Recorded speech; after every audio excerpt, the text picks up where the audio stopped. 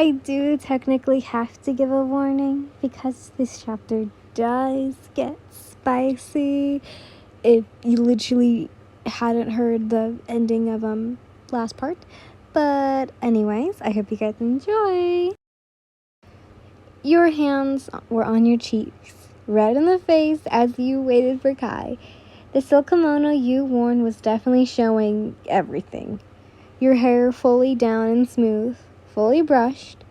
Once Yona and Haru had heard you were going to do it again, they rushed to make you presentable, even if you were already.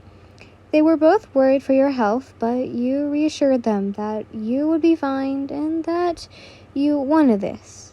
But they still weren't so keen on it. Seeing how many people tried to kill you, they were really worried. But no, you were embarrassed. Just waiting for him to come just made you nervous. Like, what if someone walked in and saw you practically naked? That was when you heard footsteps coming your way and your face was turning more red. Then the door was open, and Kai walked in and closed the door. He walked up to the bed and sat next to you. Are you sure? He asked, and you nodded. But really? He looked closer to your face, holding your face with his hands. You nodded. Your face is red. I don't think so. He spoke. I am sure. I was just nervous. I didn't want anyone else to walk in. You looked down, your blushing going into a pinkish. As his hands went to your cheeks, moving your head to him, finally going into a kiss. The kiss was surprisingly genuine between the two of you, your hand cupping his as he laid down on the bed. As you laid down on the bed. He broke the kiss and kissed along your chin and your neck, moving his hand down to grip your, You moaned as he continued to play with it. With a puff, he released and undressed himself. Then, undressing you, he lined up with your, I'm sorry, I'm just a little embarrassed. Because I like this character. Pushing it as you felt him fully inside you. You moaned as you felt him thrust slowly, making sure you were fine. The last time this happened, it was the same. Even if the two of you didn't get along very well, he still made sure to treat you well and cared for you afterwards. He placed his lips on your breast once again, playing with the other. Your hands clawed his back as he continued to slam into you. You moaned as he hit your spot perfectly, doing it over and over again as you continued to moan louder. You were certain claw marks were going to be on his back. The last time you had laid down and done, this time it was much to your liking. Having seen his face as he sweated, groaning as he continued to thrust into you. You were at your breaking point this time, but you knew he was going to keep going, kissing everywhere he could get his lips on. Nothing was going to be clean from his lips. That was until you couldn't take it anymore. With one more thrust, you burst, moaning loud as you, all over him. He continued to thrust as you were moaning loudly, more outsensibly. He sat up, taking one of your legs up over his shoulders. You had begun to cry from how sensitive you were getting. You felt like you had released again as you were stopped from slapping your hands over your mouth. I'm not letting you cover your mouth.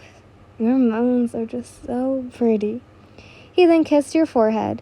You could tell he was about to release since he was getting sloppier. With one more thrust, he released all over your insides, leaking out. He kissed your forehead, pulling out. Are you ready? Are you all right? He asked, huffing. You were huffing as you nodded. He held you as you cuddled into his chest. He combed through your hair as he kissed your head over and over. Do you want me to get you something?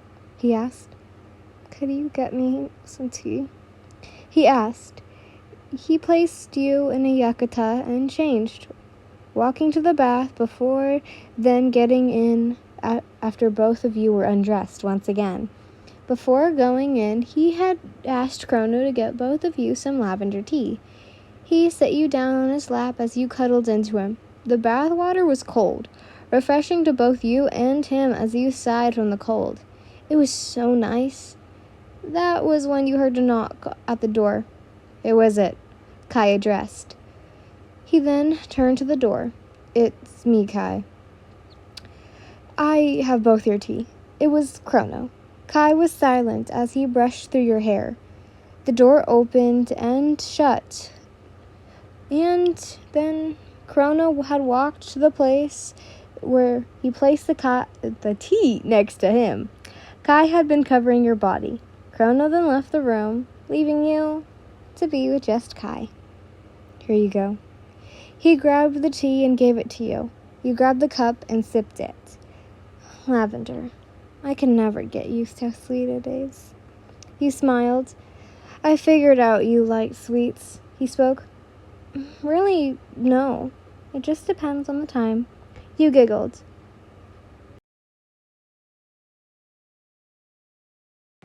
The next day, you had played with Arie, teaching her many things.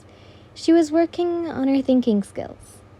You had her playing chess against you, and you had somewhat become the best in the house.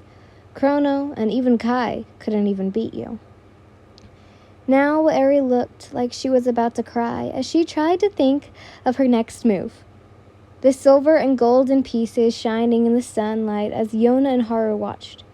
Arie, must I remind you to think straight? You must have a calm mind. You spoke. I'm sorry. You cut her off. My dear Arie, there is nothing you should apologize for anything. Just take a breath and think. She took a breath and calmed down, looking at the pieces. She then placed her pawn forwards. You smiled as both of you continued, many turning to watch the match take foot. Arie had gotten some close calls, and so did you. You had been playing easy on her, only making moves that would make her think more and more, to the point where Kai and Chrono even watched from afar. She's going easy. Chrono spoke to Kai. Yes, she's making her think. Kai spoke before walking to his office. Arie had played a move, one that would take your king, but you placed a move that she couldn't even move anything or else she would fail. Arie, you played well, but there are some things you must work on, that being thinking 2 steps ahead. You smiled. Arie looked at the board, dumbfounded. She then looked at you. Yes, Mama, I will work hard. You giggled. After that, you had been teaching her history. It was hard to do since that wasn't much at the time, and not knowing much in your world of it. The books you had been teaching her with looked like they had only went to the hang-on period, 784 to 185, and older. Had going into science, reading, and then some math. After that all, you were pooped, but you still had things to do, and you started to do your work in the office. It had gone like this for a couple of weeks, to the end of winter, only having 1 week left. But, to your excitement, you were showing signs of pregnancy. Yay! Yona and Haru had been more protective over you. They had even the ones making your food and even drinks. But now, maybe, many were getting ready for the spring. And that meant it was almost time to see your beloved Empress once again. You two had been sending notes back and forth about many things, even to the point of asking her about her, and she asked you about your world and how it was doing. You didn't want to ask the question if she was a human, but now that you were thinking about it, she did not have traits of any yokai or oni. She had light red, maybe like strawberry hair, a teal eye colors. There was nothing monstrous about her, though. No sharp teeth, no extra teeth, no horns, no other eyes, and etc. What you would think of a yoni or okai. But she was what you would say more of a Japanese height, 5'5". She was also very slim and looked very pretty in your opinion. With the hints and looks of her, you were thinking she was just a human. A pure, genuine human. But it was just you thinking this. My lady? Yona caught you out of your thoughts. Yes? You asked, jumping a bit when you heard her. Are you all right? Haru asked as she placed down your tea. You looked up. Oh, yes. You were in a tea party with the high-up ladies. You smiled, sipping your tea. Yes, my bad. I have just been busy with many things. You put down your tea. Is the baby bothering you, my lady? Asked the kitsune. No, not at all. I've just been busy with preparations for the spring party with Her Majesty. You finished? Oh, yes, I have forgotten you had been given an invitation. One of them spoke. But, my lady, I heard that you were getting a gift from both the Emperor and Empress. Another spoke. Where did you hear of this? Another asked. The messenger. She huffed. You raised a hand. Please, my ladies, do not argue. It is becoming spring, and it would be bad if spring would be cold. You then took a sip of your tea again. Yes, my lady. They all spoke. They had the minds of old Japanese women and the males, of course, old Japanese males. So you had to go with it. The tea party had gone on and on. It was quite boring to you. It was just rumors that weren't quite true at all. That wasn't very much of your concern. You had been spending time with the ladies since there was money, jewelry, and kimonos of the highest quality being stolen. But you weren't getting anything. All right, my ladies, I must get on my way. You smiled, getting up. They all said their goodbyes as you, Haru, and Yona followed you to the bedroom. Did anything catch your ear? You spoke at the vanity. Sorry, nothing at all. Yona spoke. You had found out that they had good ears. Same with me. So I guess it's up to Chrono now. Yona... Oh, wait, sorry. Haru spoke, taking your hair down. I have to inform Kai, then, that the ladies know nothing. You sigh. In a week, the spring party with Her Majesty and I would like to find with the complications with this. You sighed. I'm going for a walk. You two, please stay here. You spoke as the two nodded and left you to leave. You rubbed your temples, wondering why this person would do this. You stopped, looking at the garden, and that you came up with a plan. You giggled, knowing how to find this person. You had to use a simple hairpin. Walking back to your room, ready to do your plan, you opened the door. Yona, Haru, you both are dismissed. You walked in. Huh? Why? Yona asked. Did we do something wrong? Haru teased. No, you both have done well, but I think I have found a way to find them. You smiled. The two looked at each other, and then back to you, nodding. Once they left the room, you went to your vanity and opened the drawer, taking out the golden hairpin. You smiled and put your hair up, just a little, just enough for it to fit. You got up and walked out of the room, going to the office. Kai! You smiled as he was about to burst. What, Yan? He asked, trying to be calm. You sat next to him and whispered into his ear. I think I found a way to catch the thief. and I need your help." You spoke. He then whipped his head to you. "What? How?" he asked. "Where did you get this?" he asked, taking the hairpin. You giggled. "The Empress. But I need Chrono and yours help." He just stared at you. "Okay, how?" he asked, placing his brush down. "I'm going to walk around the house and then go to bed, and hopefully they'll come to our bedroom, and you two will be there." You smiled. He looked so done. "Sometimes you are so smart, and sometimes you plan out stupidly," he spoke. You teared.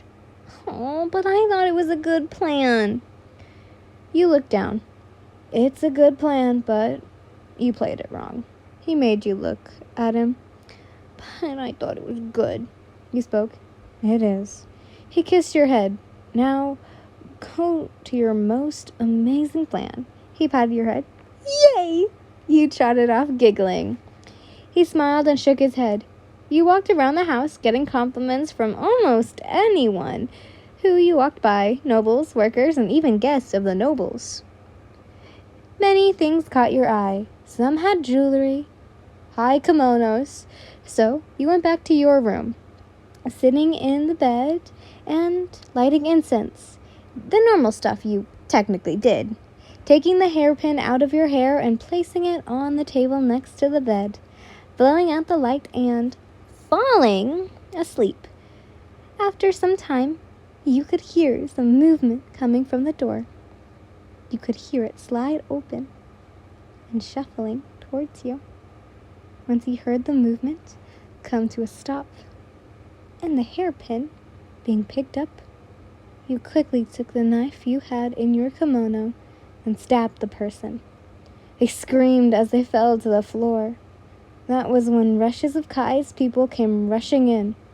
You stood up, looking at the person with your knife in hand. "How dare you enter into my room and try to steal from me?" You asked as the person covered their face with their hand, definitely being stabbed in the eye. You walked up to the person and grabbed their hand, lifting it into the air, seeing their face. His face looked to be a cat. You asked, dumbfounded. "I get it now." You slapped your face as the man was taken away, Kai walking in after ordering what to do with him. "My plan actually worked," you spoke, running to Kai. He patted your head. "Yes, you did good," he spoke, with a little smirk on his face. "Now, let me deal with him. You go to bed." He kissed your forehead and then walked to the door. You picked up the hairpin and knife you had. You placed the knife on your table and went to the vanity and placed your hairpin in the drawer. You had gone and headed to bed. Finally. The next day, you and Kai found all the kimonos, jewelry, and other things that had been worth, holy moly, a lot of yen. "Here you go," he spoke, giving you the jewelry of your ladies in waiting. "Thank you, Kai." The hairpins had been in perfect order, nothing stolen from them. You put them in the self. Oh, I must have written this out way later than I thought. You put it in your kimono sleeve, taking the kimonos of the ladies and putting it in a basket to be clean. On the other hand, the ladies didn't want their hairpins back since it was weird, but they eventually took them. Their faces looked to be scared when finally taking them. "I'm glad the ladies and men have their things," you heard Kai behind you as you finished with the ladies. "I hope your gentlemen are much more pleased to get their items back," you spoke, huffing. "They did, and I'll make sure the ladies appreciate getting them back," he spoke. "Thank you. They were so rude," you huffed, walking to Yona and Haru's room. "I see." And that was it of him. You knocked on the door of the two. "Who is it?" you heard Yona say. "It's me. I have your items." You then heard someone tumble and a "Ow!" It had been Haru. The door opened and Yona, who was there to see you, Haru on the floor. Can I come in? You ask. You then looked to Kai, and he was already gone. Yes, my lady. You walked in. Haru had gotten up as Yona closed the door. You fished through your sleeve, pulling out the 2 pink hydrangea hairpins. These will change, by the way. Haru looked so happy to have her hairpins back, as she had started to pull up her hair with it. Seeing her beautiful face, you could see how she was a courtesan and Yona probably her little Maiko, even if they were the same age. Haru quickly took her hairpin, but Yona slapped the back of her head. What do you say? She asked. Ow, ow, ow, I'm sorry. She then looked at you and bowed a little. Thank you, my lady. You giggled. Yona then took her hairpin and bowed. Thank you, my lady. She smiled. I never thought I would get these back. Haru jumped around, going to the vanity and to put up her hair. I'm just glad you caught the thief. Haru sighed as she put the hairpin in her sleeve. Yes, I'm glad, though some of the ladies did act weird. You spoke, placing a hand on her cheek. You hadn't heard? Yonu tilted her head to you guys, still putting her hair up. What do you mean? Yona asked. I heard when we were gone, Kai had a little rampage all over the house. That was when she finished her hair, getting up and coming to the 2 of you. Really, man, that's why don't many people talk to me, you sighed. Still, they should treat you nicely, Haru huffed. I'm just glad we found them before the party, you sighed. Wait, are we going? Haru asked. Yes, but instead of just taking care of me, you'll have to do Kai as well. Yona sighed. I'll take Kai since Haru here isn't so good with Kai standards. She poked her. Hey! She gasped. You giggled, as the 2 bickered, leaving the room, smiling and feeling content. You stopped in your tracks when a girl with 6 arms and 6 eyes bowed in front of you. Who may you be? You asked as you looked at her confused. I am Suzume. I am here from Her Majesty Rei Lishu. You now were shocked as she raised her head with a wide smile on it.